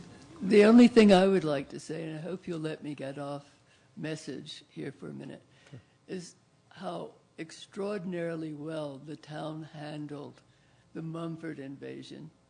It was unbelievable. The Mumford invasion. It's a good way to put it. The planning that went into it, the police department, just the Saturday night bath the town got getting ready for Sunday. The town never looked better. Sure. People, everybody was in a good mood. The town was in a good mood. And the planning that you must have done over and over and gone over every possible contingent. What if there had been a fire? How would you get the fire trucks through this? What about medical emergencies? What about just people getting unruly because they're overcome by the music and having so much fun? But it proved that this town is so capable of handling something of that nature, and this is the kind of thing that we might hope to be able to have more of. Sure. And thank you, all of you, for putting it together so well. Thank you, Rena. I couldn't find our town manager many times. I would ask, "Where's our town manager?" He's meeting with the Mumford and Son, and I would hear that so often by our secretary, Mumford and Son, Mumford. So it did take a lot of staff resources as far as meetings and coordination with the police department, fire department. But I have to tell you that it made me proud to be the mayor of Taos when I saw our police department and fire departments up along Paseo at 1 o'clock in the morning, making sure that all the pedestrians got home safe. You know, from the start to the finish. But that was just the moment that said, "Wow, you know, we live in a great town." And to see all the thanks from visitors saying, "Wow, thank you for doing this for us," because all that whole corridor is dark, and the fire department was calming traffic to ensure that they were safe. So, you know, I agree with you. Thank you. Thank you. Well, it was so user-friendly that even when it started raining at 6 o'clock, just when people were going to go into the park, people just laughed and took it in stride and felt so welcome in Taos and so relaxed. And what could have been a really tough situation with people getting angry and tired and not wanting to stand in the rain turned into just another part of the pleasant experience. So thank you all. Thank you. Thank you, Rena. Thank you. All right. Thank you, Matt. Thank you. Thanks, Matt. Okay. Thank you very much. Thank you, members of the board, also for attending. Next, we will go to contract, item E, contract for central dispatch relocation, consideration and possible approval of contract TT 13258 with Advanced Communication and Electronics for the relocation of Taos Central Dispatch. The contract amount is not to exceed $80,000. Oscar? Yes, sir. Mr. Mayor, this item goes along with the presentation you got earlier, where we need council authorization to then contract with Advanced Communications to do their piece of the relocation. At this point, I guess, Abigail, do we have this precise figure? It's an amount not to exceed $80,000 because we did not get the very final costs from them until, or at least we're able to ourselves be satisfied that the quote that we got from them included everything and was a fair quote. So do we have that precise number at this time? Mr. Mayor, council members, in speaking with Eric Caddy, he said that the amount had changed, and I asked him for that clarification because the proposal that I received, the scope of work, I mean, specifics regarding the networking and the electrical portion of the project did change, but not that amount. So either he received a different proposal that I didn't, which I doubt. So I've sent that question for clarification to both Advance and to Eric Caddy. So I can just email the council on what that final amount is, but to my understanding, it remained the same, $70,789.11. Okay.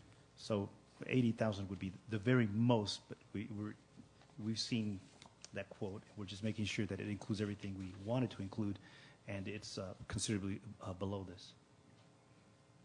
Okay. What is the pleasure of the council? Move for approval, Mr. Mayor. Second. Motion to approve and a second. All those in favor signify by saying aye. Aye. Those opposed, motion carries. Okay, thank you, Abigail. Next, we will go, I skipped an item.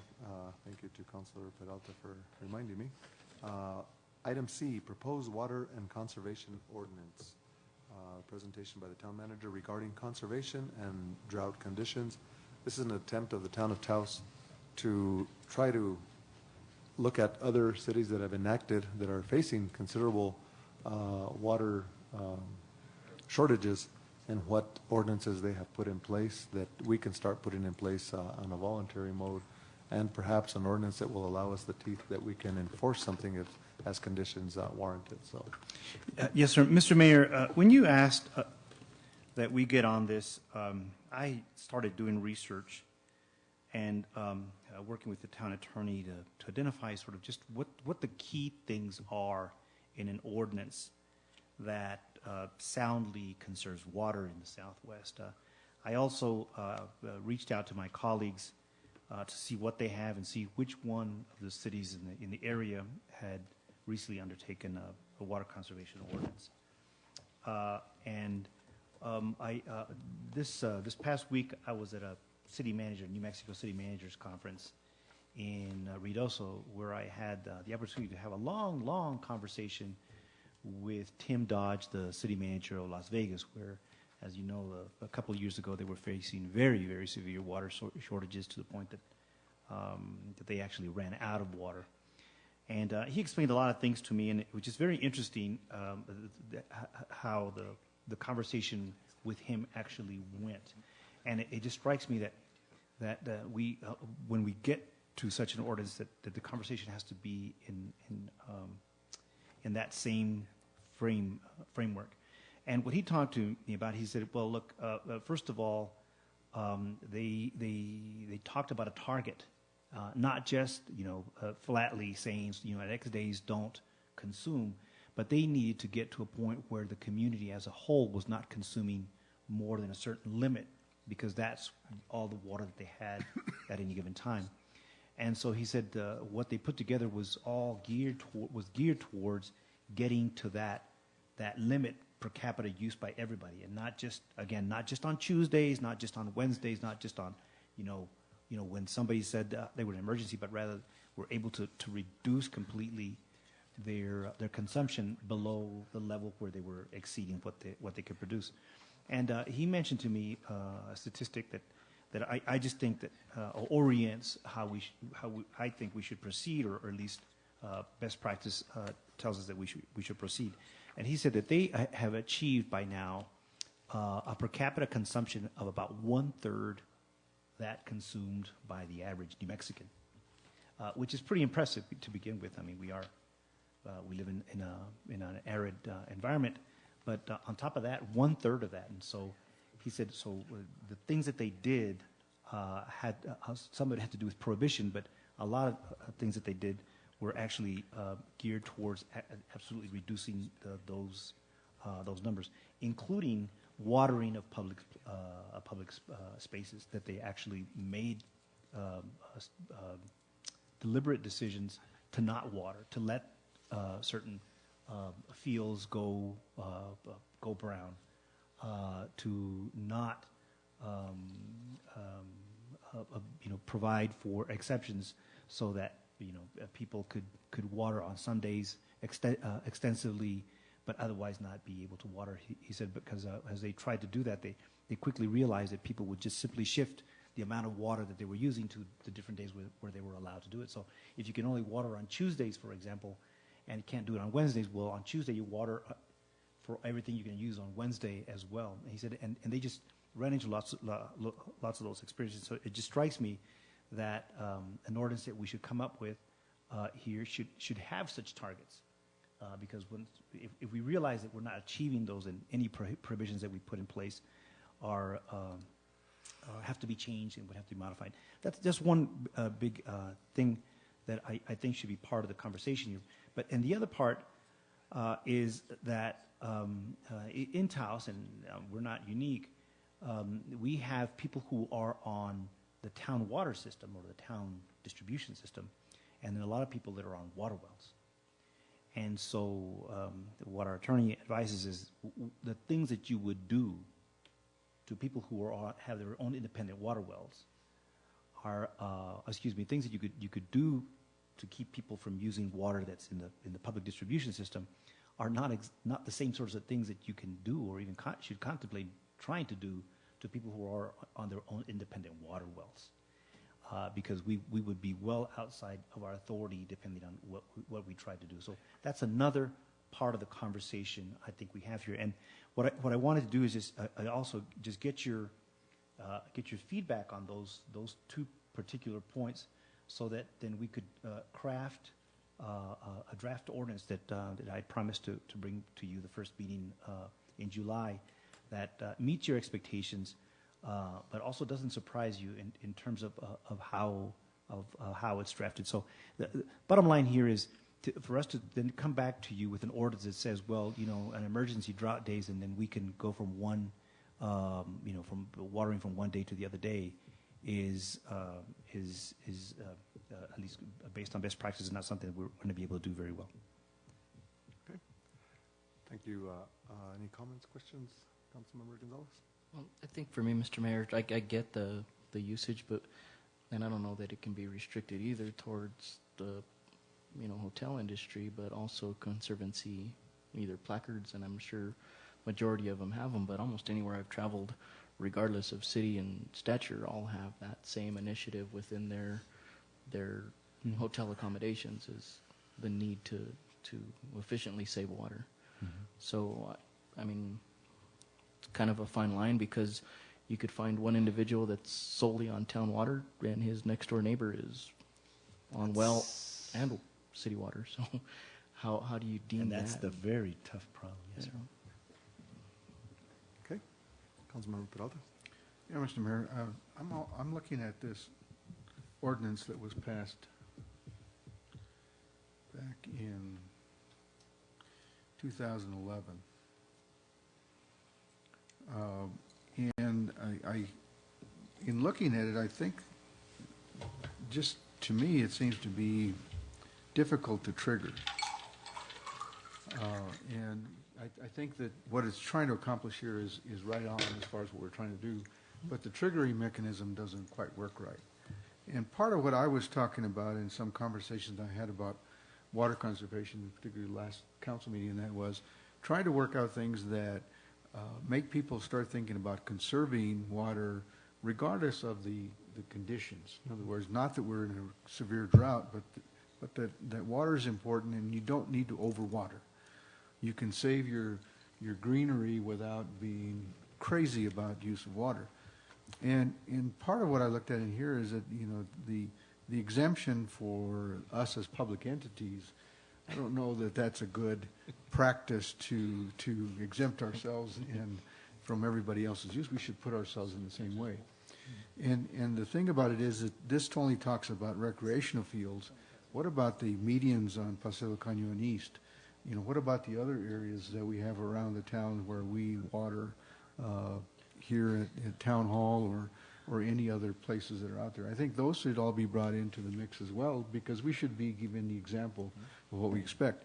But I also think that we should be asking those people who are on their wells, work with us, and if this may come into the Abeta case completion as those that are within those streams, maybe by starting off now to try to get people to become conservative and realistic and reasonable about the use of water is what we're really trying to do, is because it is a precious resource, and in many cases we have a tendency to overdo it, and we need to try to say how we can come up with ways that are simple and easy for people to understand and move forward to save water.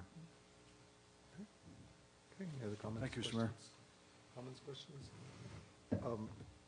Oscar, would it be wise to put together perhaps a committee, just so that we can look at these? Broad. Yeah, look at these, a committee of experts, perhaps someone from, of course, our water department, what's practical, what's enforceable. Mhm. To look at these examples that you've spelled out here, perhaps even someone from the county that people have wells, doesn't do us any good to protect the water aquifer if the message isn't resonated to county residents as well. I mean, it's all one aquifer, whether it's, whether there's boundaries or not. So, I think that just a committee together to put together, knowing that our intent is to be proactive, not only in drought conditions, but get the message we need to start conserving water. I would put together a committee so that we can meet a couple of times, 2, 3 times, to give recommendation to the council. Okay. Yes, sir. Councilmember Silva. Thank you, Mr. Mayor. I see Mr. Bellis in the audience back there. I'd like to ask him if the county has any ordinances in place, and if not, do they have any plans on creating such? Put you on the spot. We don't have anything in place at this time. In fact, we just spent our day with the state engineer educating ourselves on eBay stuff. But definitely there is a theme with county commissioners that we would like to address water conservation. And I would just like to, I'm sure as the rest of the council will just invite you to join us in sending out that message to our entire community. Okay. Thank you. Thank you. Any other comments, questions? I think that would be the,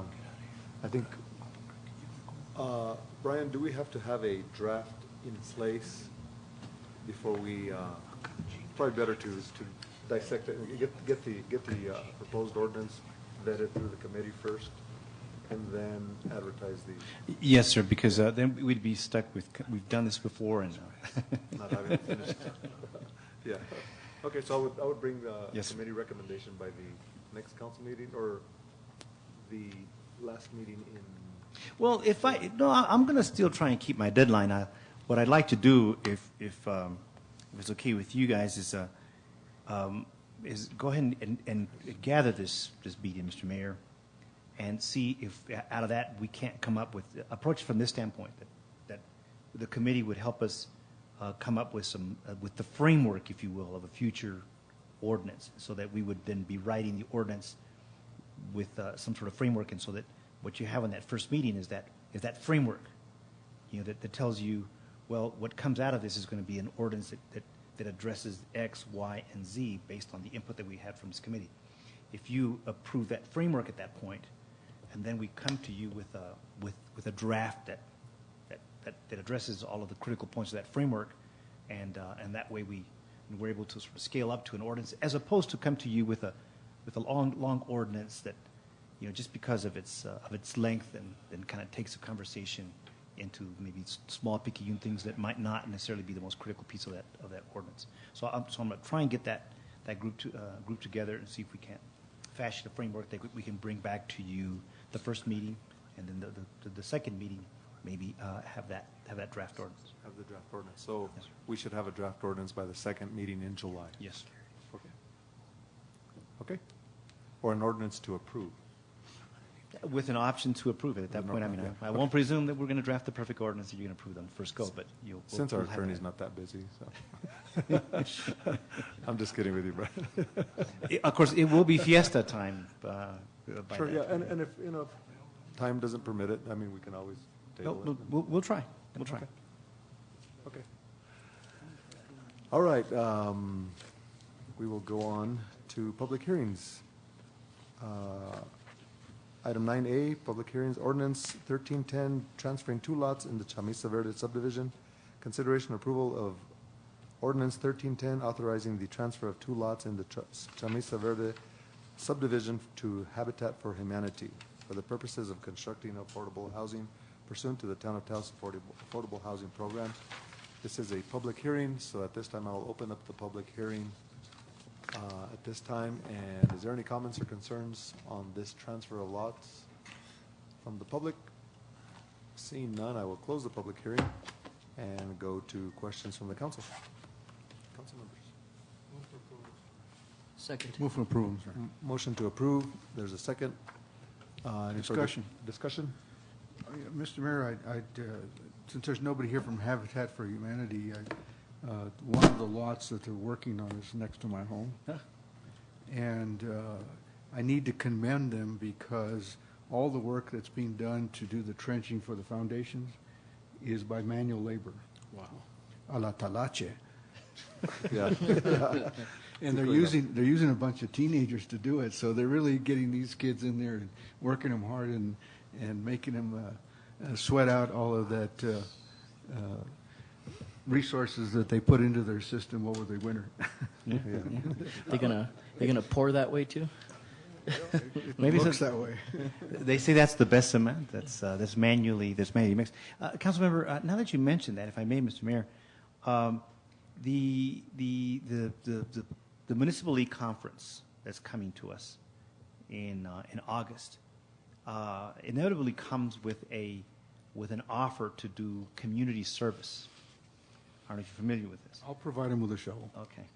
So maybe this would be one of the areas. I thought that we could also offer those people to one of the acequias. You know, I think people might enjoy doing that. I heard today that there are tourists who would pay to go dig an acequia, you know, as part of their tourist tour activity. So let's see if we can get some of those. But actually, that's how Habitat for Humanity works. That's right. The people that are working on this, maybe with the exception of these teenagers, but the people that are working on this actually pay their way and donate to try and create these. Mr. Mayor, Mr. Manager, there are farms in the Midwest and the East that you pay as a tourist to go work the farm. You pay the farmer. Wow. And it's a real business, and it's a going thing. It's the latest thing in the last 10 years. Work the farm, but it'll cost you $1,000 to room and board.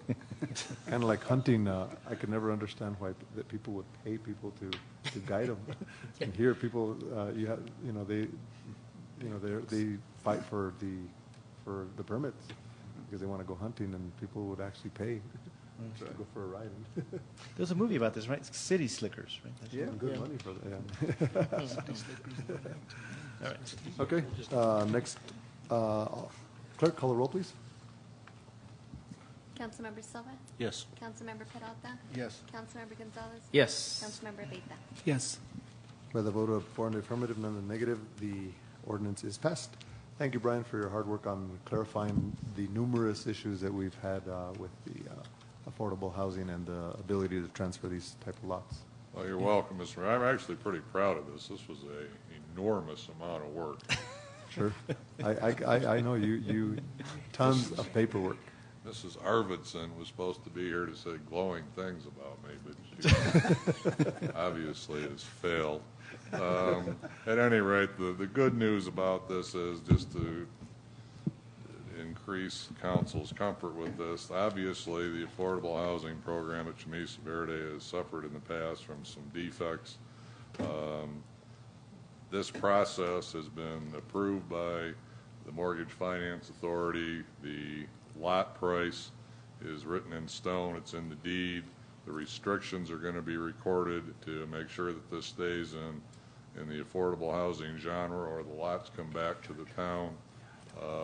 This has been a great learning experience, I think, for Habitat as well as myself, and maybe even for the Finance Authority. This is a really cleaned up version of this, and we're really happy with it. Right. Thank you. Thank you. Thank you, Brian. All right, next we will go to matters from the mayor and council / youth council member. The only item I have, I just want to brief the council that Commissioner Baroni and the assistant manager invited me to go with them to Walmart and the local tent vendor of fireworks so that we could persuade them to stop the sale of fireworks. Subsequent to that, we issued a letter drafted up, I believe, by the county staff from the mayor, and a joint letter from the mayor and the chairman directly to TNT Fireworks, the owner of the tent. In that, I was able to discuss with the Walmart manager, and he said that as of this morning, I believe, they had already made a decision to ban the sale of fireworks inside Walmart. However, they have a long-standing lease with TNT Fireworks for that area that they lease annually for the sale of fireworks. State law does not allow us to ban the sale of.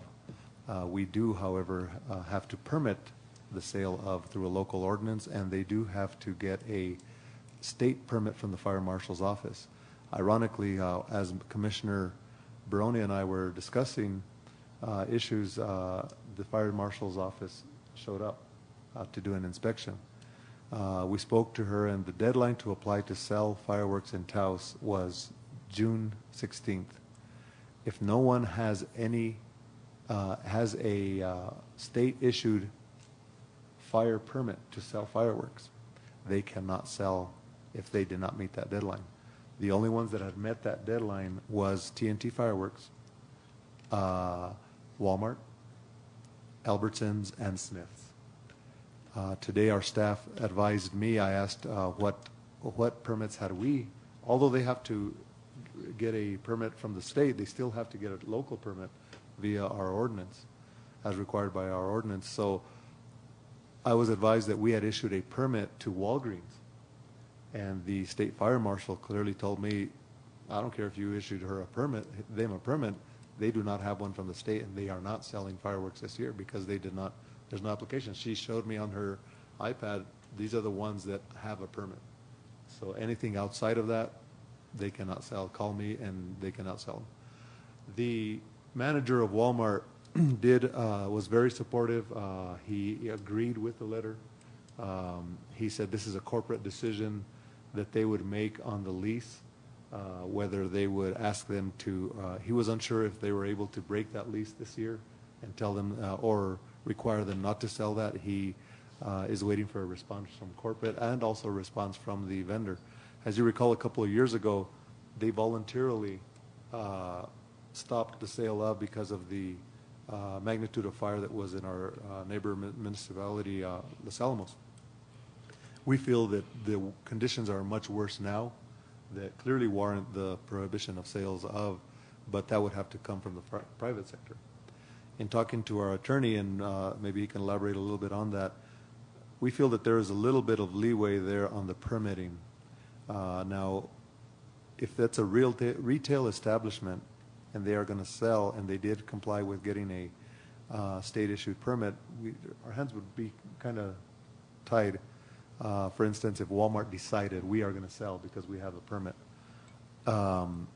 it would be kind of hard. But now, since they lease the parking lot and it has to be permitted, and that permit has already, by the way, has been issued by our planning department subject to an inspection. Our attorney is saying that we can look at issues revolving around safety, parking issues. Was that an established area for retail? The fact that cars are around there, gasoline-powered cars, the fact that it's by a median that's dry. I think a lot of those things can weigh into this.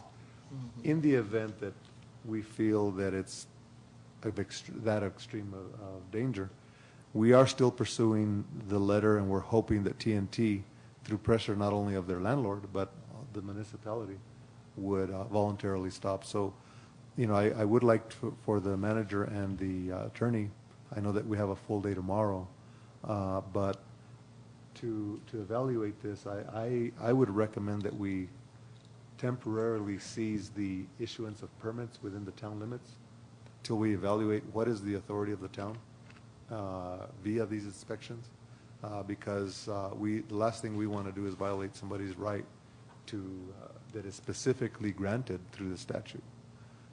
So we need to make sure that we are well within the confines of the law. But I think we do have some discretion addressing public health, safety, and welfare on this issue here. So in a nutshell, I also heard today that Smith's has voluntarily removed all of their fireworks as well. So kudos to those managers. Now the only one we need would be Albertsons and this tent that are authorized by the state. Brian, if you want to elaborate a little bit on that. Thanks to Ovi for showing up as well over there. He did show up and disclose to the people in attendance what the town's position was and what their enforcement mechanism is. Yes, thank you, Mr. Mayor. In an emergency, our code provides that we can order the cessation of sales even, as long as we give the person that we're impacting some sort of administrative hearing within 48 hours. So if we were to run into an egregious situation, a bad actor, someone who's trying to operate without a permit of any sort, any number of reasons, we have the ability to immediately shut them down, and we can certainly schedule an administrative hearing for them within the 48 hours as required by the statute, or by our code, excuse me. Also, Oscar, I know that because of the lead that we gave the fire marshal's office, she was going to go to Walgreens immediately and let them know that any permit, regardless of what permit they have, they did not qualify to sell and they are not allowed to sell. So I would let our staff know, our planning staff know that before we even issue a permit, that should be the criteria, that they should have a state-issued permit from the fire marshal's office before we even entertain that. That's a criteria that has to be met on the application process. I don't think that in discussion with the planning folks today, I'm not certain they were aware of that. And if the date to get a state permit is already passed, then clearly we won't be issuing any local permits. Sure. But if we can make it clear to the staff. Yeah. Okay. Mr. Mayor, I guess just to elaborate a little bit more on that, and this is for the listening audience and the viewing audience at home, was I would encourage that if any aerial fireworks are used, I encourage them highly to call our police department and fire department, because all it takes is one. And that's my concern, is whether they bring them in from Espanola or bring it in from Albuquerque or anywhere else. The aerial fireworks are completely banned, and so I would encourage the listening audience at home to please make that call. Mr. Mayor, if I may, and that brings up the discussion then possibly of our fireworks display on 4th of July. As you know, we view that, the staff views that as a fire prevention measure, so that people can rally around one event and not try and do their own events throughout the county. Our firefighting personnel, though, at the same time cautions that beyond a certain point, after a certain point, then things are too dangerous even for that to happen. And so that's an assessment that we are making on a daily basis, and probably that decision at this point, the way it's headed, will not be made until the day of the event. I intend on sending in a letter to the editor explaining to people, how we stand on that. It's not that we're heartless or don't care about the animals, or somehow are looking at this thing, from any other means, but that solely as a celebration. We do want to celebrate, Independence Day, and that's very important. But at the same time, we want to do what we can to limit fire exposure everywhere else, and we think that this is an important measure. It's pretty documented that when that doesn't happen, calls for fire runs go up 10 times. Mm-hmm. And so under conditions like this, I think we need to look at it very carefully. So I just want to inform you that that's a decision we're looking at on a day-by-day basis, and probably that the final decision won't be made until that day of the event. Okay. Any other concerns, matters from the council? If not, we do have an executive session for... Mayor, move into executive session. Okay. As stated in the agenda. Second. Motion and second. All those in favor signify by saying aye. Aye. Those opposed, the motion carries. Rick, did you want to address the council for anything? Mr. Mayor, just to thank the council, yourself, town manager, in regards to what you previously stated in fireworks.